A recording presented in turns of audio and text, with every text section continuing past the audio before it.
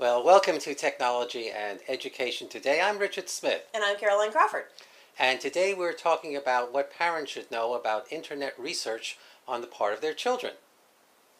After all, the summers are quite long, 2 to 3 months worth of no effort by the learner, by the students to learn something. So in order to keep up their information and knowledge and research abilities, learning abilities, why not engage the student in doing some interesting research over the summer months?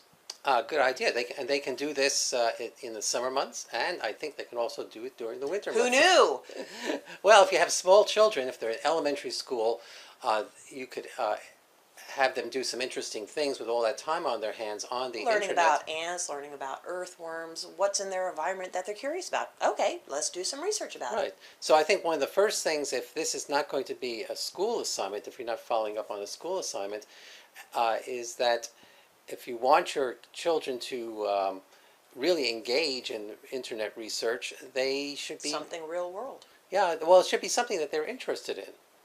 For instance, elementary school Who would have students. thought? Well, because if the parents assign it, parents is allowed to say, "I think something would be that would be really interesting." You would need to be learn something historical. You the go war- learn about Abraham Lincoln. the What? War of What? 1812. Why not do it?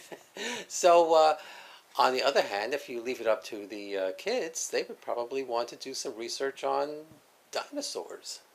Well, you never know. Watching television, some questions start coming up. Looking around, driving around, walking around. The children start asking questions. Sure. For instance, Perfect opportunity. Ooh, good question. Let's go find out more. are dinosaurs really purple? Yeah, I don't know how to answer that. Well, if you're But it's a good question. If you're a parent, you'll know how to answer that. So one of the things that I think you have to keep in mind is, Internet safety. well, internet safety for one thing, but And going to the library and getting books and the whole engagement aspect is vitally important. But the idea of you have a tablet in front of you, you have a computer in front of you, why not implement it? Absolutely. right. I'm getting a look like he's mad at me. No, you mentioned libraries, and that's old technology. It's just they just contain books. I don't see how anybody can learn anything from a book. It's not interactive. It doesn't make music. It doesn't make sounds. There's no sound effects on it. It's. I love libraries. Okay. So one of the things that you have to keep in mind is if your child is going to a website and getting information, well, how do you determine if the information on that website is accurate? They may be pulling up all sorts of information. As well as safe internet searches. Who knows what in the world they're going to pull up? Right. So how do you figure out if a site has accurate information? Ah, good question. Good question. Yeah. Well, one way is to check and see who the authors of the site are, or who the authors are of the information on that particular site, because these internet sites that are dedicated to providing you a lot of information, Wikipedia is one for example, contain articles that you may be able to track down the author and figure out who wrote it. Right. Another way of doing it is you do a little research ahead of time and check and see if the information in 2, 3, or 4 different sites correlates, if they're similar. Oh, look at you in that $10 word. Yes, $10 word. Well, actually, it's $100 word because of inflation. Look at that. So that's something else that you can do. Absolutely. But knowing what is opinion-based information, being able to analyze it along with your children is important. Now, the child needs to recognize that just because it's out there, so do adults, need to recognize just because it's out there doesn't make it true. You need to, as you say, correlate information, recognize opinion-based information versus realistic. It's the same statement that was made when students were doing research without the internet. They were going to books. Simply because it's in a book does not make it correct, true, or accurate. There are many books that contain entirely misleading information. Now, here's an interesting thought, is that some websites are designed to look as if they're real. Well, they're real, as if they're providing accurate information, unbiased information, when in reality they are dedicated to one particular point of view, to skewing the information, no matter what the topic might be. So how do you figure out whether whether the website is cleverly designed to look like as if it's unbiased. Well, never trust one source. You always That's should right. triangulate the information. At least go to 2 or 3 different sources and find out whether or not there are opinions related and offered within different sites, or if it is actually factual information.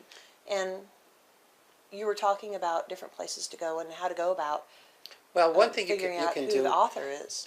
is that you can use the Wayback Machine. Oh yeah, that thing's If, cool. if you go to www.archive.org, and archive like a spot where you keep things, you will immediately see a link to what's called the Wayback Machine. And this machine allows you to, or this service allows you to enter the URL of any website that you And URL is come web to. address. Right. And enter that, and once you do that, it will report back all the various iterations of the website. It's 5 years, what it looked like 1 year ago, 1 month ago, 2 years, 3 years, 4 years, 5 years, 6 years, since the website began. Which may be able to offer an indication of Right. who actually owns it and what kind of information is offered there. So when you go far enough back, frequently you will find the original owners of that website, even though it's been disguised. So that's a good way for parents to figure out. Good resource, Richard. Well done. Thank you. Welcome. The validity and reliability of the websites that their children might go to. Another thing to do. And depending on the age of the child, this is a good opportunity for the child to learn really important lessons about information and whose information is Right, being you could offered and framing it in different ways, because it may be opinion based, it may be misleading, it may be accurate. If the parent scopes out the site ahead of time using the Wayback Machine and determines that it's what the child finds will not You can harm find them. anything out on the internet. There's everything be any- from factually accurate Right. to crazy talk. There won't be any harmful information on it. They could actually let the child do the search with the Wayback Machine, and that would be fun. Another thing you can do is that most of the searches that we do as adults are done on services such as Google. Sure. However, Google and the other adult website search engines will Sometimes return. offer adult content. Yeah, well, they'll return anything back to you. You get like a million hits. Right. There are search engines that are dedicated for safe searching on the part of Oh. children. And what would those be? And actually, Google Nice has lead in. Thank you. Yeah. Google has one, and it's called Safe Search for kids, and it uses Google resources, but it makes certain that what the children search for does not result in findings which will be a type that's going to be harmful to the children. Another one that you could use is KidRex, KIDREX. That also will provide you with information for children that is safe and also Are accurate. these age designated, like age appropriate? Someone Well, like KidRex, would that be for an elementary school or pre-K or? Elementary school. Okay, so it's not students. something that a high schooler might use Well, a high or school. a junior high might use. You might want to have a junior high school student use that, but it's going to, at that time, the time they reach that age, they want to get They should be all able the to information, analyze a little which further. tells you when you have your children junior high school age and they want to do searches on their own, you should kind of hang around and see, as a parent, what You they never are, know what kind they're of doing. interesting, dangerous things Right, they so come you across. should not just simply let your child do searches on the internet on his or her own without any sort of adult supervision, which is really kind of a given these days. So the search engines that you're talking about are primarily for elementary and junior high? Yeah, if you look at them, if you visit them, you'll see that they kind of have that elementary school look to them, or the early child. An easy usability, Yeah, usable interface. They're simple to use, and they're designed for Heck, I might like it. students Make it easier on me. who are in elementary school. Well, that'd be great to for use. teachers as well. Well, it's great for teachers to use as a search engine while they are in while they're while in they're the classroom, as well teaching, as yes. looking for useful resources that are age appropriate and safe for their children, and not have to worry about what's going on behind the scenes. And once again, even in the classroom, the teacher needs to be there, moder- Oh, absolutely, yes. monitoring what their students are doing. Absolutely. So that's about all our tips for safe searching on the part of young children and How did you projects to find do. these resources? I found them on the internet. For Technology and Education Today, I'm Richard Smith. And I'm Caroline Crawford. Bye!